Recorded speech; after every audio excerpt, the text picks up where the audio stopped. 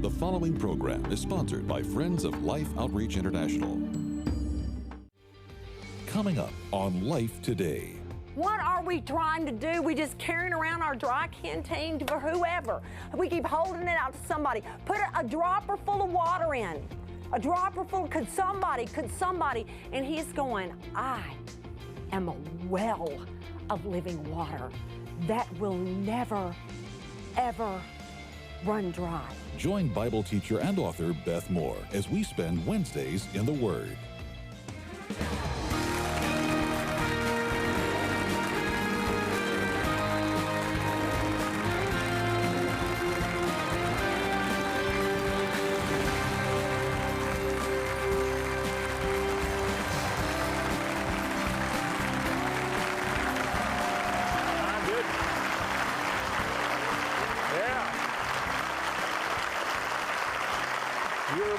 Thank you all. You're kind, and we welcome you to Life Today. I'm James Robinson.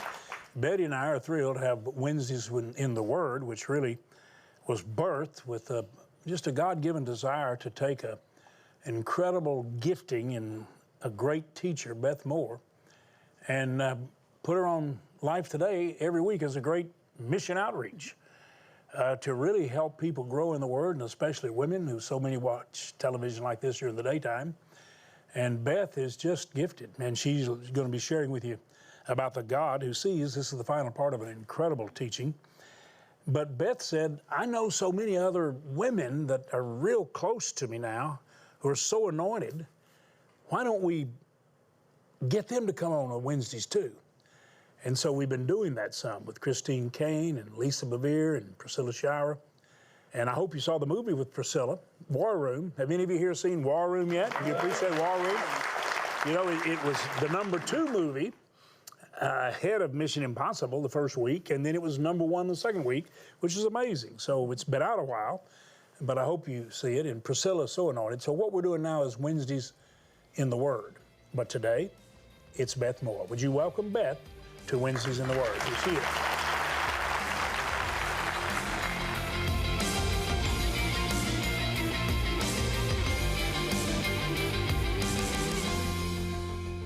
Genesis 21:8. And the child grew and was weaned, and now by this time we are talking about their beloved Isaac. They have now had the promised child. I'm talking about Abram and Sarah have had the promised child. This is Isaac. And it says, and Abraham made a great feast on the day that Isaac was weaned. This would have been in this culture in those days. He probably would have been very close to about 3 years old. Verse 9, but Sarah saw the son of Hagar, the Egyptian, whom she had borne to Abraham, laughing. Listen, I'm going to say that again. Sarah saw the son of Hagar, so that's Ishmael, the Egyptian, whom she had borne to Abraham, laughing. This, you want to see some narrative art right here? Because you could translate this. One of my commentaries does translate it this way. You can translate this. This is a play on the word of Isaac. Isaac means laughter. You could translate this portion that Sarah saw the son of Hagar, the Egyptian, whom she had borne to Abraham, Isaacing, laughing. Well, it infuriated her. Look what happens in verse 10. So she said to Abraham, cast out this slave woman with her son, for the son of this slave woman shall not be heir with my son Isaac.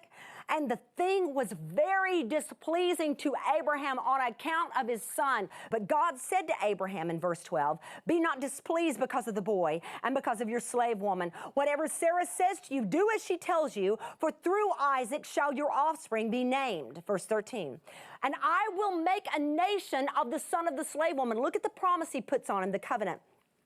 Also, because he is your offspring. What mercy of God, even after the mess they made, I will bless him. I will make a nation out of him. So verse 14. So Abraham rose early in the morning and took bread and a skin of water and gave it to Hagar, putting it on her shoulder along with the child and sent her away. And she departed and wandered in the wilderness of Beersheba. Verse 15. When the water in the skin was gone, she put the child under one of the bushes. Then she went out and sat down opposite him in a good way off, about the distance of a bow shot. Don't forget that. For she said, let me not look on the death of the child. Listen, a narrative in the Old Testament does not get much more emotional and painful than this scene. If we were watching it on the silver screen, it would be almost unbearable. This would be the moment when our eyes would start tearing up and we'd think to ourselves, this is the unthinkable. This is the unthinkable, because she's going to hide. She's putting him underneath the branches and underneath the bush, because she's trying to keep him from animals. Do you understand this little picture here? And it says that she lifted up her voice and wept. And God heard the voice of the boy, and the angel of God called to Hagar from heaven and said to her, what troubles you, Hagar? You see the question? Is this not fascinating? He heard the voice of the boy, another word play. The word Ishmael means God hears. God has heard. He heard the voice of the boy. What troubles you, Hagar? Fear not, for God has heard the voice of the boy where he is. Up, lift up the boy and hold him fast with your hand, for I will make him into a great nation. Then God, verse 19, I love this, opened her eyes, and she saw a well of water.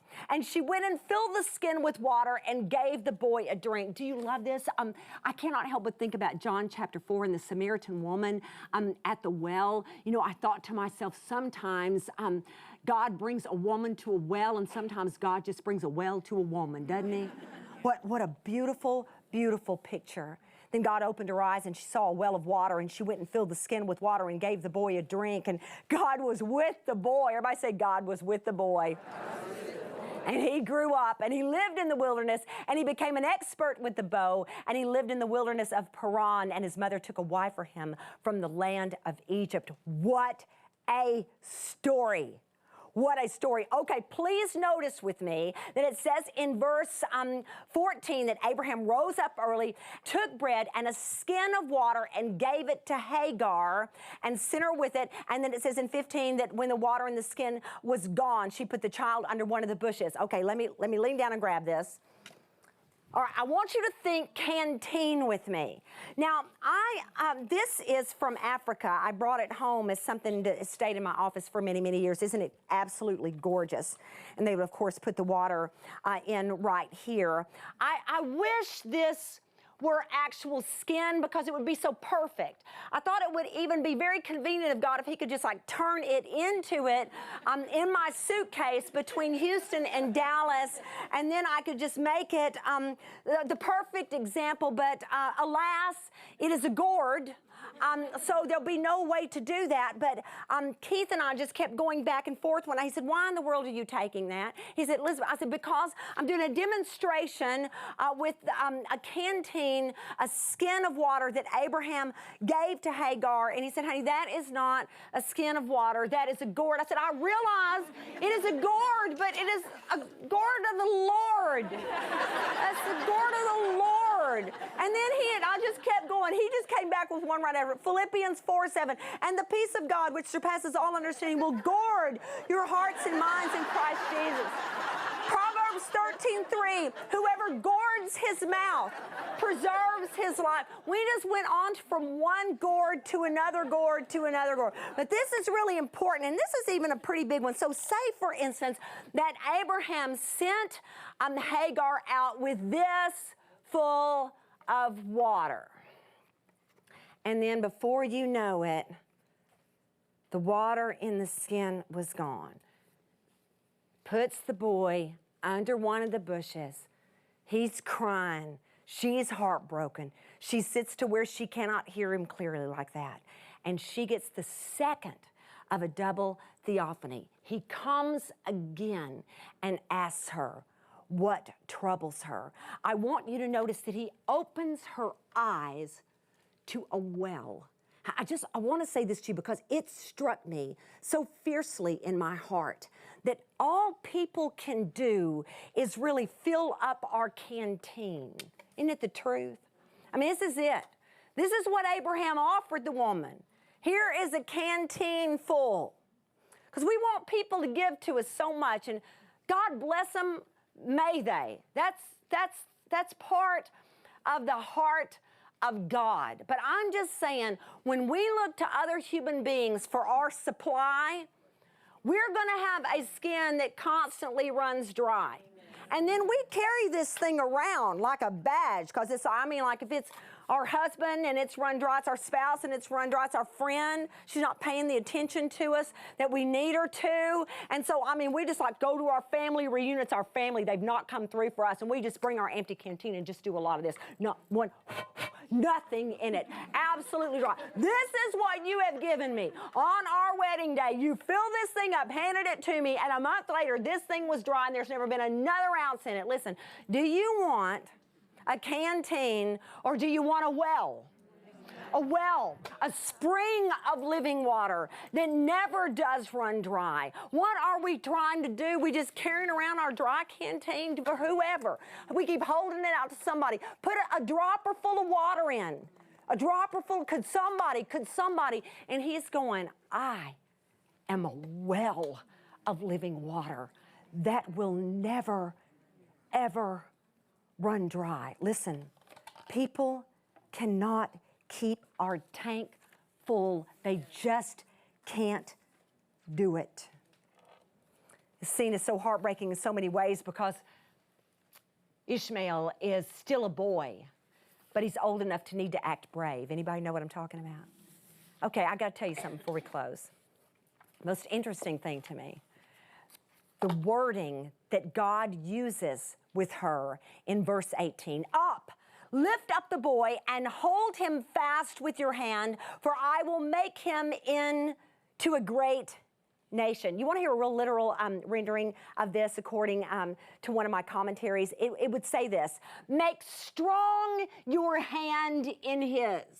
Make strong your hand in his. Listen, I always hope that just anybody, any background, single, married, parent, no children, widow, divorced, whatever, 18 years old, 16 years old, I hope God puts all sorts of people on the other side of that screen. But I want to talk to parents for just a moment, because this portion talks to parents. And I thought, I want to talk to all parents as we close, but in particular, I thought since Hagar is our example right here, I just wondered if anybody in the room, is there anybody in the room here that is a mother that is still actively parenting? In other words, you still have kids in the home, but you are a single mother. Anybody? Anybody? I need you. Could you come up here? Would you mind? I want to see if I can illustrate what this means. Tell me what your name is, sweetheart. It's Allie. Allie. Come here, Allie. Everybody say hi to Allie. Hi. Okay, Allie. This wording, when he says, take the boy by the hand, it means literally, make your hand strong in his. In other words, as a parent, listen, we're not meant to crush them, but listen, you are meant to be courageous. You are meant to be courageous in your parenting, and you're meant to be the parent. Listen, sometimes what parents do to their children, especially when they're just parents that are in difficulty of all sorts, they get the kids to parent them. In Jesus' name, parents, even in our weakness, even though we don't always get it right, but we are the parent. I want to say it again. Our children are not supposed to have to mother us. Our children are not supposed to have to father us. We are the parents. They need us to be courageous. And so what this means, Allie, I'm going to play the parent and you're going to play the child. It would mean, I wish you could all feel it. I wish we could just like hold hands for a minute. It would mean not to crush it. I'm not going to crush your fingers, but to hold it tight. That by the time she pulled him up, holding it tight, so that Ishmael would get some courage from his mother Hagar. That this was a mother who was going to be brave. This was a mother that was going to have confidence in the promises of God. She said, hold it tight, not weak, not weak. When you go across the street with that child and there are cars that could come, you take that hand tight and you walk with courage. Father, parent that son, parent that daughter with courage. Take your hand and make it strong in their hand, where they know you are a courageous person. I am going to pray for your courage. I'm going to pray for your bravery. And Allie is going to be all of you. Let her represent all of you. And let's pray together. Father, in the mighty name of Jesus, I lift up these parents to you. And Father, you know our weaknesses, you know our doubts, you know how frightened we are of certain things and what the future could hold. You know where we've come from, you know where we're going, you know what is our now situation. But Father, you have made us parents. By your sovereign choice, here we are in a parenting role. There's somebody out there on the other side of the screen that is foster parenting. And she's wondered, have I even done the right thing? Somebody else that has adopted perhaps older children, wondering, was I cut out for this at all? Lord, you have made us parents. Now, Father, I pray you would give us the courage and confidence in you to make our hands strong in theirs, where when they feel our hand, they feel the strength in it, not the perfection in it, the strength in it, a strength, Lord, that can only come from faith, a strength that can only come from this truth right here. We believe our God and what he says about us and what he says about our future, and we will walk into it valiantly together. Would you give every single one of us who are parents the courage to be the kind of parents that raise their kids up with integrity, to do what is right, the kind of parents that have courage to ground a kid who is completely out of control, courage to parents whose kids have taken over their household, and with 3-year-olds that have become dictators in the home. Father, give us courage. Give us courage when we need to take back some phones, courage when we need to take back some computers, courage when we need to bring them into the kitchen table where they can be seen at all times by the parents. Give us courage that our hands would be made strong in theirs. Father, in the name of Jesus, bless Allie, my sister, and everybody she represents, everybody trying to do it on her own, everybody trying to do it on his own. Give them a double portion and parent with them in the mighty and beautiful name of Jesus and for his sake. Everybody say amen. Amen.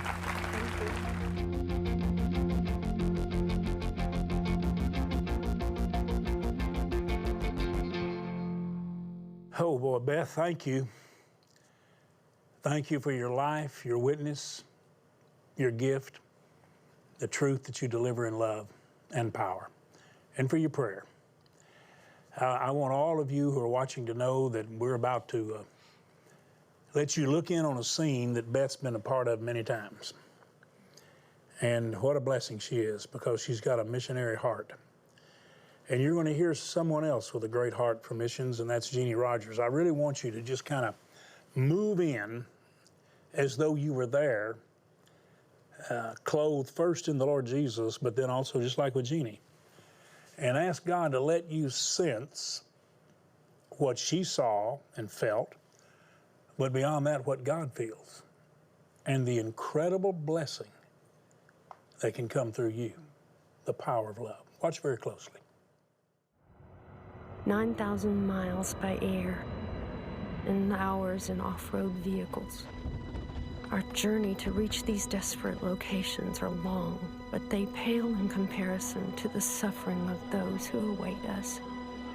I'll never get used to what we see here in these remote areas, but when we visit the clinics, we're confronted with the reality of what happens when mission feeding hasn't reached a village.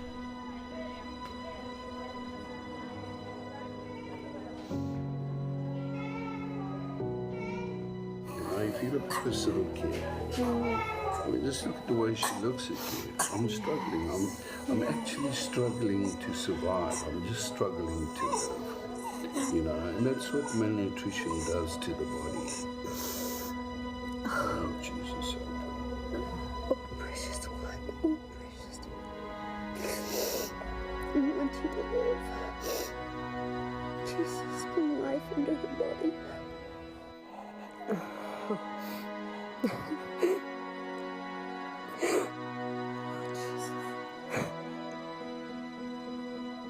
We can make a change for this little one and for many, many like her. It doesn't have to come to this. This little girl needs our help. Mama. Obrigado. Obrigado. You know, this mama's doing all that she can do with all that she's got. And we can help her. We can help a lot of mothers like this. Don't you want to see that? Don't you want to see these little ones live? Thank you. Obrigado.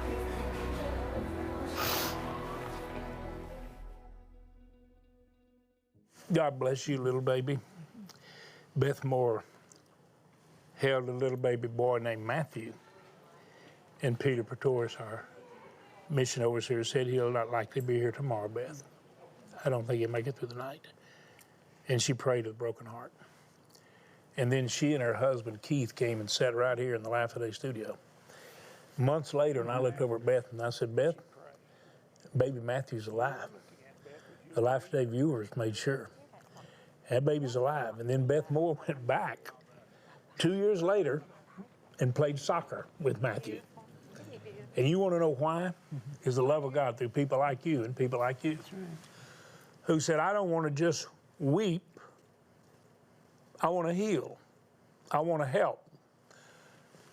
I want to establish a compassion connection, and the missionaries are there, but they've got to have something in their hands. And they've got to have a way. And right now, we need 8 more 10-ton trucks. We need tens of thousands of those heat-resistant plastic bowls. We have 400,000 children, Betty, we've already located, that have need, or they'll be in those malnutrition clinics that your love set up, made possible as a miracle, a last-minute chance. But we've got 400,000 that we can stabilize their diet and save their little lives and give them health so they don't end up there or die. They have a future. Many of the children we started helping years ago are teachers in schools. Some of them are professors in colleges. Many of them are leaders in their cities. We have seen miracles, the miracle of love. And Betty, I believe our viewers will help. I think that they see the love of God expressed even through Jeannie. James. And you know, we talk about the vehicles, the transportation, and how important it is. But what makes it real is when you watch a precious little one like that that's struggling for a breath, for just a little more air into her little body. And then what really touched my heart was when the mother took her little baby in her arms and you looked into the face of that mother and tears streaming down her face because she knew she could do nothing to help her baby. But you know what? We can. We can make the difference. If you've ever had your heart broken and you've ever wept with a broken heart, you know what those tears feel like streaming down that mother's face. You know what they're saying. Someone help my baby. So please join with us and let's get the transportation so we can get the food to them so that they can live. Honey, thank you for, I think, not only sharing the heart of a mother, but the heart of God. Here's what we need you to do. Go to lifetoday.org or dial the telephone number that's there as always a prayer line, but right now it's a helpline. It's a miracle line. And I want you to take your bank card and you just use it like a check. You should always use it that way, whatever you do.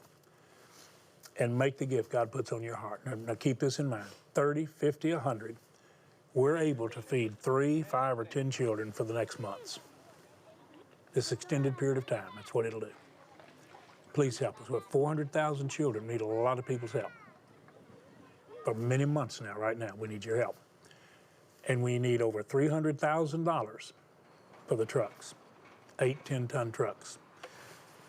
They're absolutely fabulous vehicles. And to be very honest with you, Peter Pretorius has gotten incredible buy on these trucks. And we need your help to do it. We need thousands of the heat-resistant bowls. So we need a miracle expression of love right now, please.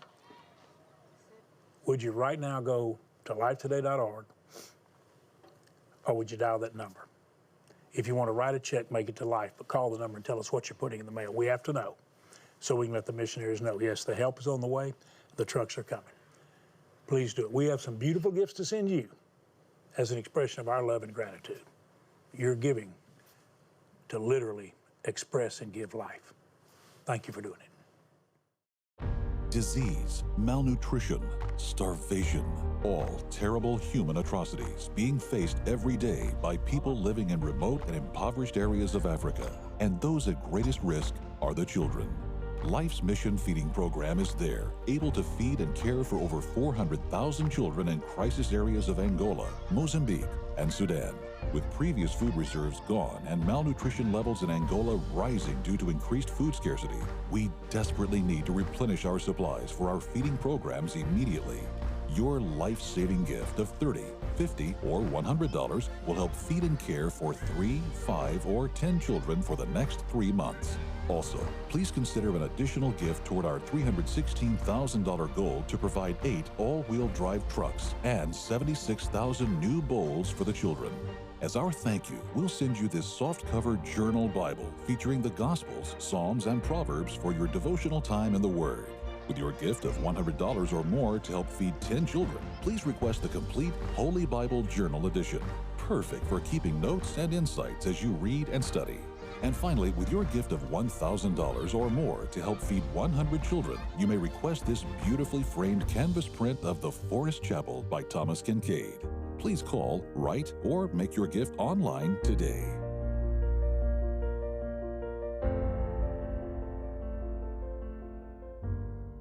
You know, I can just tell you, we really need a miracle of love. I mean, we need those 8 10-ton trucks. Over the years, you've given scores of them, and we need them desperately now in order to get the food to those who need it. I think this is one of the prettiest Bibles. This is the NIV version. It's the journal version, and here is the journal edition. It's got the Gospels, the Psalms, and Proverbs, but it's a journal edition, and taking these two together, what an incredible blessing they can be in your everyday life. Thank you so much for helping us share life every day. Encourage your friends to watch. Tell them about the program. Tell them about Wednesdays in the Word, and join us every day. Thank all of you for doing it.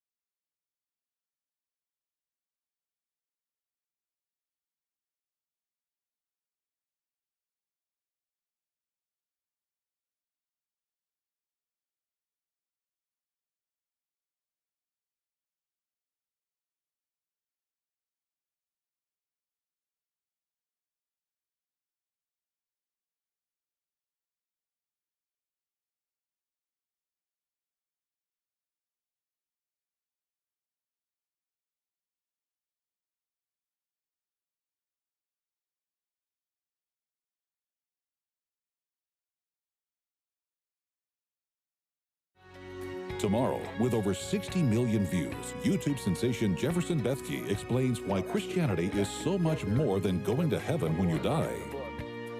Life Today is made possible by the supporters of Life Outreach International. Your gift will be used exclusively for the exempt purposes of life. The ministry features specific outreaches as examples of the programs it supports and conducts. Gifts are considered to be without restriction as to use unless explicitly stipulated by the donor. The ministry is a member of the ECFA.